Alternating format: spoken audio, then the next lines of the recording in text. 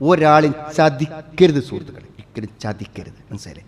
ചിലപ്പോൾ നമ്മളിത്ര മൊബൈൽ നേരാക്കാൻ വേണ്ടി കൊടുക്കുന്ന ഒരാൾ തരും. മനസ്സിലായി? ചിലപ്പോൾ അതൊന്നും എൻ്റെ സെറ്റിങ്സിൽ എന്തെങ്കിലും ചെറുതൊന്ന് നേരാക്കിയാൽ അയാൾക്കത് ശരിയായി കിട്ടും. ചിലപ്പോൾ ഒന്ന് ഓഫാക്കി ഓണാക്കി അതിന് ശരിയാവും.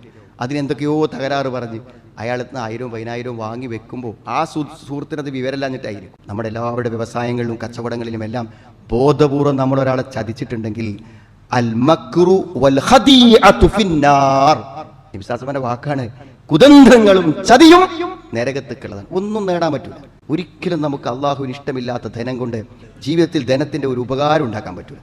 ഹറാമായത് തിന്നരുത്. ഹറാമായത് തിന്നാൽ കുല്ലു ലഹ്മിൻ നബത മിൻ സുഹ്തിൻ ഫന്നാറു ഔലാ ബിഹി.